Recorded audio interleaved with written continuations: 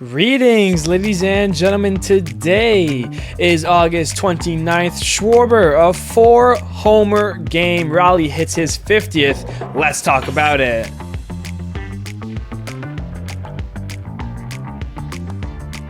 Hello, everybody. My name is Steven. This is the middle of the order. How are we doing today, ladies and gentlemen? We are here.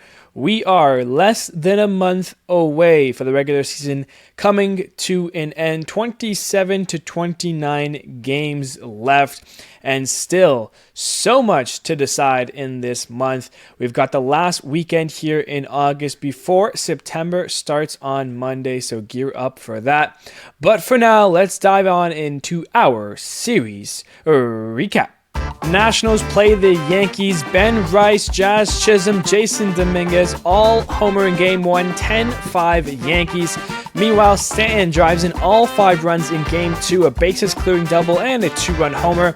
And in the last game, 2/3 of the starting lineup: Grisham, Judge, Bellinger, McMahon, Rice, Wells, 6 Yankee home runs, 11-2 Yankees. They sweep the Nationals. Red Sox and Orioles play a 4-game set. Roman Anthony leadoff home run. Jarren Duran, a go-ahead 3-run homer, leads the Red Sox to a 4-3 victory. In Game 2, it's Trevor Story, it's David Hamilton. They both go deep, part of a 5-0 Red Sox win. Then in Game 3, Roman Anthony, another leadoff home run. They're down 1 in the 9th. Rafaela, the go-ahead homer in the 9th. 2-run shot brings the Red Sox to a 3-2 victory. And in the last game, Trevor Story again, Rob Refsnyder, a home run. Another 3-2 Red Sox win as the Red Sox sweep Baltimore in a 4-game series. A great series for the Red Sox. And the Twins now in Toronto to take on the Blue Jays. Alejandro Kirk, Andres Jimenez, they both go deep. Matt Wallner had a 2-homer game for the Twins, but the Jays had 2 4-run innings, leading them to a 10-4 victory. In the second game, George Springer has a 2-homer game. Mickey Gasper hits his first career MLB home run to tie the game up in the 9th inning, which sets the stage up for Matt Wallner. Once again, a 3-run shot gives the Twins the lead late off of Hoffman, 7-5 Minnesota.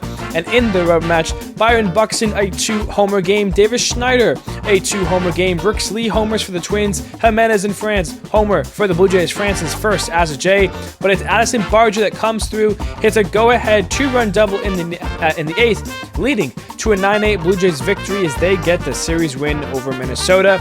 Rays and Guardians, Caminero, a 2-homer game, his 38th and 39th of the season. Yandy Diaz goes deep, 9-0 Rays. Game 2, the Guardians scored 3 runs in the first, and that was all the scoring in this one, 3-0 Guardians. And in the last game, Nolan Jones hits a game-tying homer in the 9th inning for the Guards, leading to Kyle Manzardo hitting a walk-off single in the 10th. 4-3 Guardians. They take 2 of 3 from the Rays. Royals and White Sox, Corey Lee, Brooks Baldwin, they both go deep. Part of a 7-0 White Sox win. But here come the Royals. They score 5 unanswered, 2 in the 8th and 3 in the 9th to get a comeback from down 4 in the last 2 innings. 5-4 Royals in that one, and in another game, Perez homers, Yastrzemski homers. The Royals score 8 runs in the 5th, part of a 12-1 Kansas City win to take 2 of 3 from the White Sox. Tigers and A's, Colby Thomas, he hits a homer. Shea Langeliers hits a go-ahead grand slam off of Tarek Skubal. Nick Kurtz homers for some insurance late, 8-3 A's in the opener. Next game, Riley Green, he hits a go-ahead grand slam, 471 feet, longest Tiger homer in the StatCast era. A's retake the lead. It's Colt Keith who hits a homer to tie it back up, but it's just delaying the inevitable as the A's walk it off with a bases-loaded walk in the 10th inning, 7-6 A's. And in the last game, Zach Geloff back. He hits his first homer of the season back from his stint in AAA. He has a 4 RBI game.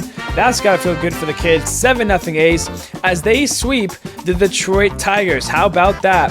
Rockies and Astros, Hunter Goodman, a home run. Mickey Moniak gets a 3 RBI game, part of a 6-1 Rockies win. In the second game, Cam Smith homers and Yordan Alvarez hits his home run back from the IL. 4-0 Astros. And in the road match, Altuve goes deep. Christian Walker, a 2-homer game, the second of which was a go-ahead blast in the 8th for a 4-3 Astros win as they get 2 of 3 from the Rockies. Padres and Mariners now. Cal Raleigh hits his 50th homer of the season. The Padres hit 3 homers in the second. Gavin Sheets, Cronenworth, and Tatis.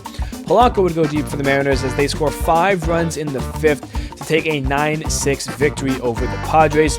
Ramon Laureano hits a grand slam in the second game. Randy Rosarena, Eugenio Suarez, they both hit 3-run home runs for the lead, but the Padres scored 2 in the 6th to retake it. 7-6 San Diego for the win. And in the rematch, Eugenio Suarez does it again, a 3-run shot, his 42nd of the year for a 4-3 Mariners win, taking 2 of 3 from San Diego. Angels and Rangers now. Zach Neto goes deep. Logan O'Hoppe goes deep. 4-0 Halos. In Game 2, Michael Hellman goes deep, Kyle Higashioka, and Corey Seager. The 3 of them all hit homers for the Rangers. Joe Adell hits his 30th of the year. Zach Neto goes deep, 7-3 Texas in that one. And in the rematch, well, it was all Texas. Garcia goes deep, Peterson goes deep, Seager goes deep, Higashioka goes deep. They score 8 runs in the 7th. And Adolis Garcia, Jock Peterson, and Kyle Higashioka all have 5 RBI games. It's 20-3 Texas as the Rangers take 2 of 3 from the Halos. Braves and Marlins. Maximo Acosta gets a home run late for the lead as Edward Cabrera throws a gem, part of a 2-1 Marlins win. Albies gets a 2-homer game as we were tied in the 9th at 2. The Braves drop a 9 spot in the 9th inning. They win it 11-2. And then in the last game, Jurickson Profar, a 2-homer game. Matt Olson goes deep. Albies goes deep. Harris II goes deep. 12-1 Atlanta. They take 2 of 3 from the Finns. Phillies and Mets. The NL East division could be on the line as the Mets, from down 3, they score 13 unanswered to take a 13-3 victory against the Phillies in the opener. Harrison Bader ties it with a homer in the 8th after the Mets scored 5 runs in the inning. Bader homers off his former team, but in the 9th inning, Duran allows 4 hits and allows Nimmo to beat him after loading the bases. A walk-off single, 6-5 Mets. They win the second game, and in the last game, Vientos hits a home run. Nolan McLean, his 3rd career start, blanks the Phillies through 8. 6-0 Mets as they sweep the Phillies and close the gap in the NL East by 3 games. A huge series for the Mets. Pirates and Cardinals. Reynolds homers, Horwitz homers. The Cardinals scored 5 in the 5th. Burleson gets the walk-off home run to end it. 7-6 Cardinals. In Game 2, the Pirates scored 5 runs in the first, part of an 8 unanswered stretch where Henry Davis hits his 6th homer of the season for an 8-3 Pirates win. They win it next game 2-1 after a Pham 2-run single, but the Cardinals close up the sandwich. They score 3 in the 7th to take the lead, including Jordan Walker hitting a 2-run home run for a 4-1 Cardinals win, as these two teams split the 4-game set 2 apiece. And speaking of 4-game sets, we've got the D-backs and the Brewers in one as well. Andrew Monasterio, Caleb Durbin, William Contreras, Bryce Terang, those 4 homer in the first 2 games. They win the first one 7-5. The next one that had to be won by Isaac Collins with a walk-off sac fly. They take it 9-8, but the D-backs come back in the last 2 games. Blaze Alexander and Perdomo both homer in Game 3 for a 3-2 Diamondbacks win. And then they win the 4th game after scoring 3 in the 2nd and 3 in the 3rd, 6-4 Arizona, as these two teams split the 4-game set 2 apiece. Reds and Dodgers. Dodgers, with the Padres losing 2, have a chance for the division. Pages hits a 2-homer game. Betts goes deep, 7-0 Dodgers, as they now take the lead in the NL West. Will Smith hits his 16th homer of the season, part of a 6-3 Dodgers win. And then Michael Conforto hitting his 10th homer of the season, part of a 5-1 Dodgers win, as the Dodgers sweep the Reds, the first time the Reds have been swept this season, and take a 2-game lead over the Padres in the NL West. We end it here with the Cubs and Giants. Flores, Chapman, they both go deep, 5-2 Giants. In Game 2, Devers, a 2-homer game. Matt Chapman goes deep again, as well as Heliot Ramos, part of a 12-3 Giants win. And then Willy Adames in the last game, he gets a 2-homer game. The first one gave the Giants the lead.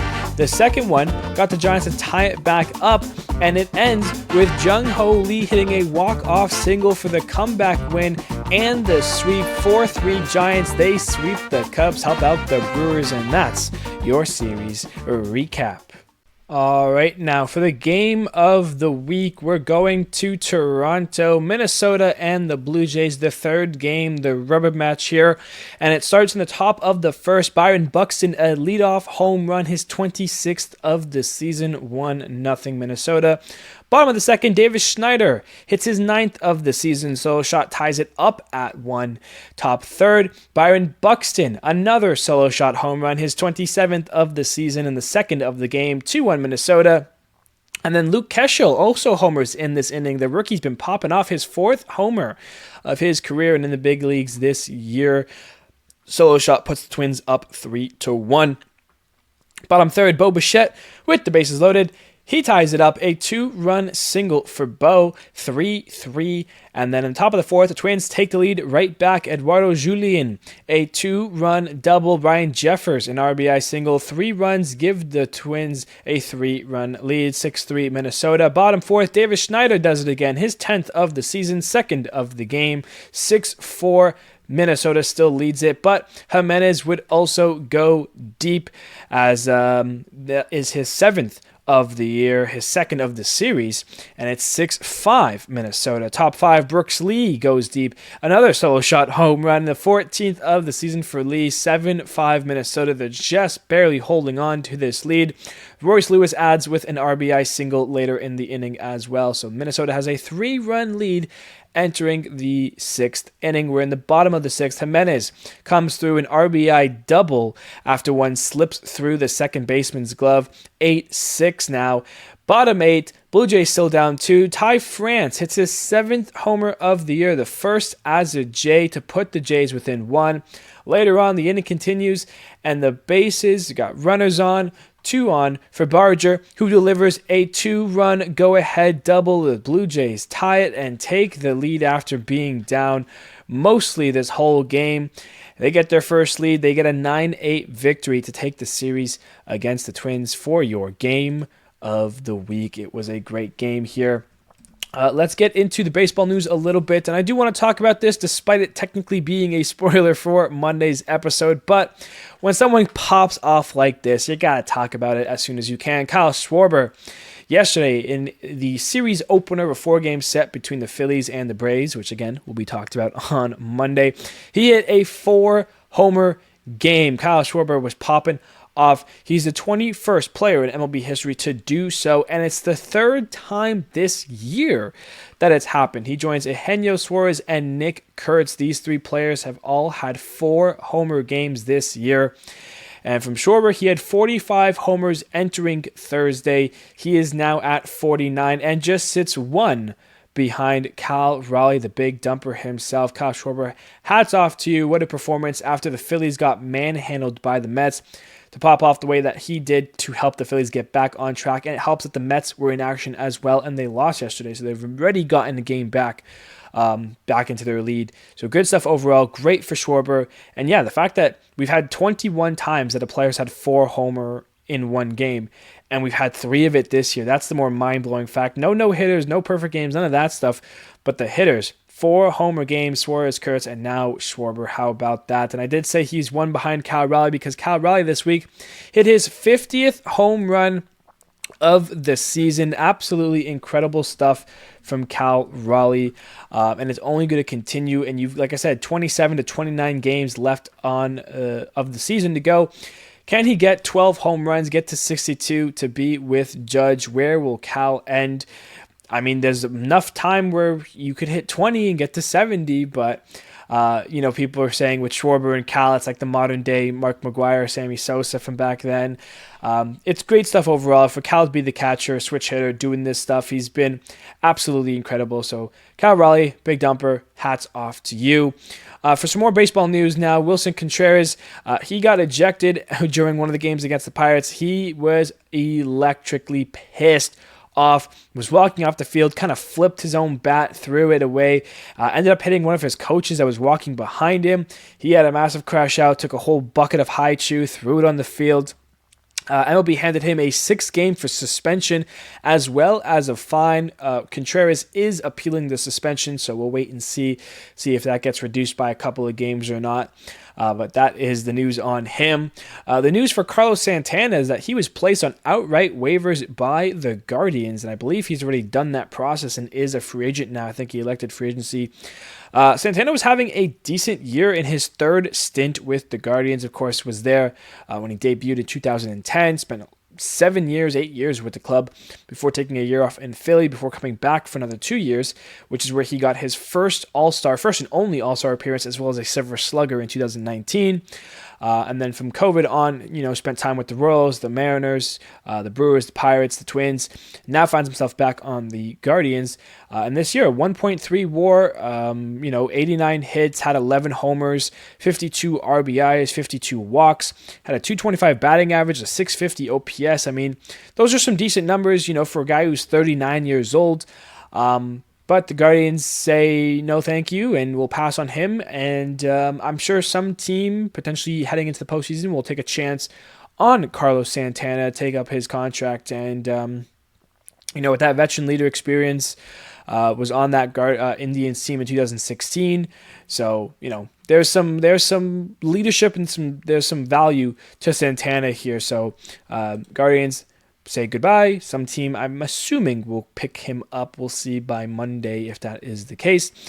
Similar to what the Brewers just did by signing Eric Fedde to a deal for the rest of the year. Of course, we know the Cardinals sent Eric Fedde packing on outright waivers. He cleared those, and after discussing a little bit, ends up signing with the Brewers to help them out, the best team in baseball. We'll pick up a pitcher who struggled this year but was decent last year. So what kind of, pitching magic can they tap into with Eric Fedde here? And the last little bit of news to say here, the White Sox, their losing number is down to 3. So we're talking about them getting swept this week or something. But there's a good chance that on Monday, the White Sox will be eliminated from any postseason action this season. So let's get on here. Injury updates from the week here. Luis Robert Jr. from that said White Sox team on the 10-day IL with a strained hamstring. Astros losing Victor Caratini, backup catcher, 7-day IL with a concussion. Jordan Romano for the Phillies, 15-day IL with finger inflammation. Jameson Taillon sucks for the Cubs and sucks for him because he just got back from the IL, super, long stint. Ends up back on the 15-day IL, a strained groin for him. Hopefully nothing too serious. Trevor McGill on the 15-day IL with a strained elbow flexor. Bit of a blow for the Brewers to lose their closer. Nathan Eovaldi on the 15-day IL with a strained shoulder for the Rangers, and he is questionable for 2025 season. His fantastic year might be done. It wasn't a long year for Eovaldi, had a lot of IL stints, but when he was pitching, he was one of the best pitchers this season, so tough there. The Rangers also losing out on Corey Seager for a period of time after he has had appendicitis surgery, so Seager will miss a couple games here. And then Frankie Montas will likely miss the rest of the 2025 season as well as all of 2026 as he has gone for a UCL in surgery. So the Mets will be without that starter for a decent while here. As we move on now to the outstanding performances from the week here, we had a nice list including Edward Cabrera, who went 7 innings, 1 hit, no runs, 2 walks, and 10 strikeouts. Shane Smith, 7 innings, 1 hit, no runs, 1 walk, and 3 Ks. Emmett Sheehan, 7 innings, 2 hits, no runs, a walk, and 10 Ks. Kyle Bradish, 6 innings, 4 hits, 2 runs, no walks, and 10 Ks. Parker Messick, in his second career start, 7 innings, 4 hits, no runs, no walks, 6 Ks. Lucas Giolito, 8 innings, 4 hits, no runs, a walk, and 8 Ks. Martin Perez from the White Sox, 7 innings, 1 hit, no runs, no walks, and 5 Ks. Patrick Corbin, 8 innings, 3 hits, no runs, a walk, and 8 Ks. He turns back the clock a little bit. A fantastic start from him.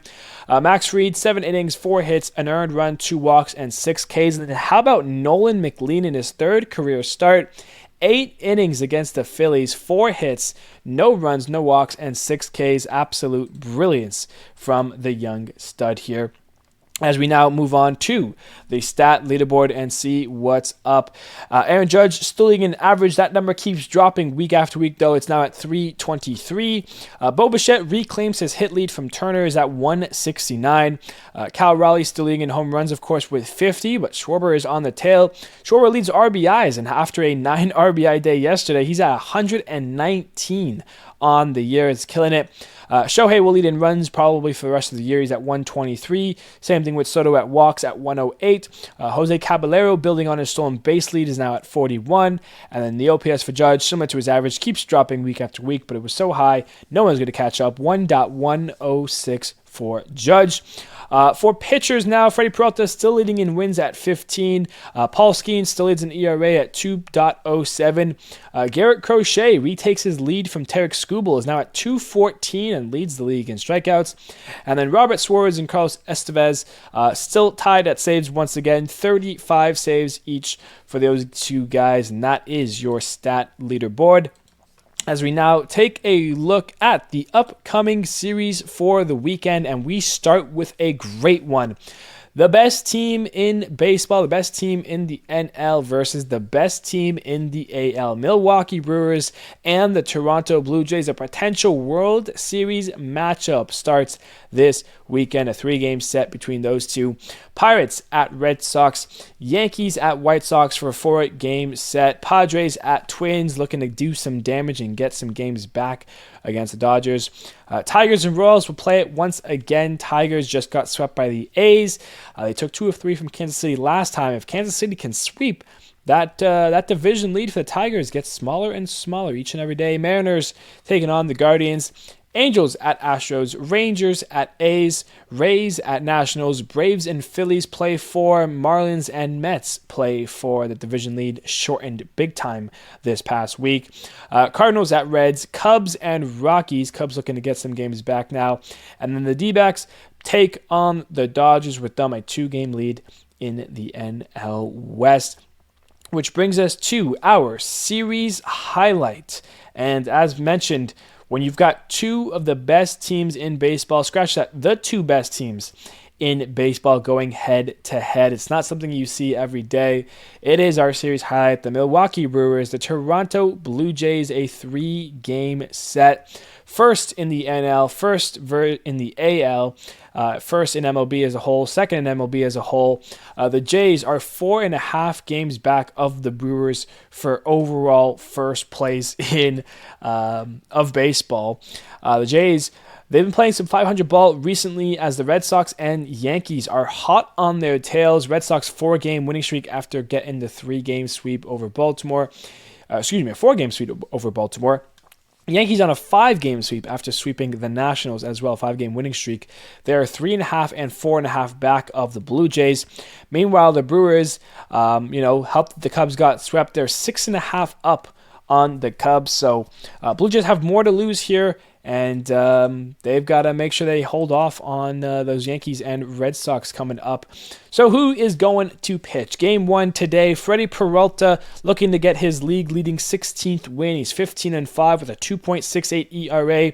He's going to go up against Shane Bieber, who is 1-0 with a 1.50 ERA, making his second start of the season. Coming back from Tommy John, had a great start against Miami for his first game, striking out 9 and only giving up a home run. Let's see if Bieber can continue that. For Game 2 tomorrow, Quinn Preister for the Brewers, 11-2, a 3.44 ERA. He is going up against Kevin Gausman, who is 8-10 with a 3.87 ERA. And then Game 3, we got Brandon Woodruff, who's 5-1, with 3.10 ERA, going up against Mad Max Scherzer, 5-2 with a 3.82 ERA. And I gotta say, the more I look at this series and the potentials of lineups and stuff, these two teams are extremely similar. Two teams that people thought, could have a chance for postseason, but anything crazy. Both overperformed like crazy. Both had 10-plus winning streaks. Both have pitchers who returned from Tommy John or massive injuries, Brandon Woodruff and Shane Bieber.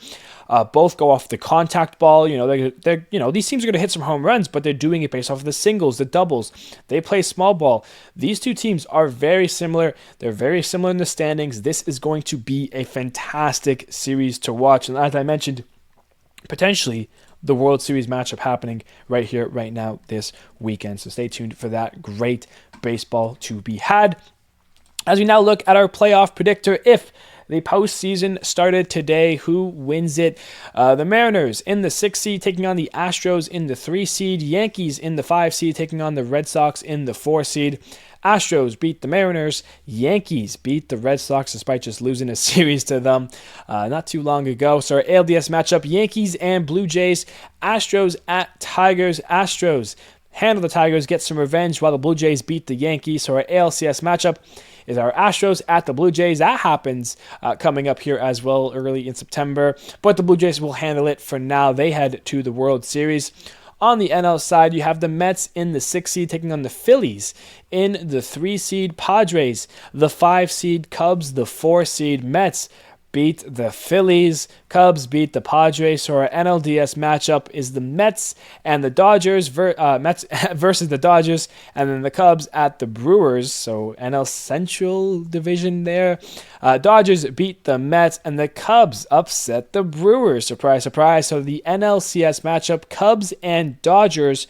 And the Cubs are going on a Cinderella run. They are heading to the World Series. It's a Blue World Series, Cubs and Blue Jays. And it is your Toronto Blue Jays who would be your 2025 World Series champions if the season ended today. Ladies and gentlemen, that is going to do it for our episode here today. Another short one, kind of on a roll with these smaller than half an hour episodes. But then again, hasn't been too much baseball news to talk about.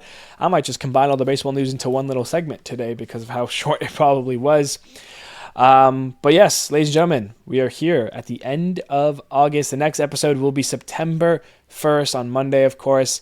And from there, we're talking about 24 to 26 games left of the season. We're talking about teams starting to get eliminated. We're talking about magic numbers coming into play here. So there is a lot at stake, and it's going to be some great baseball coming down the wire here. And we're really going to get into it with September, who is just going to be around the corner here. So ladies and gentlemen, I appreciate you all. Thank you, buddy, so much. And I will see you on Monday.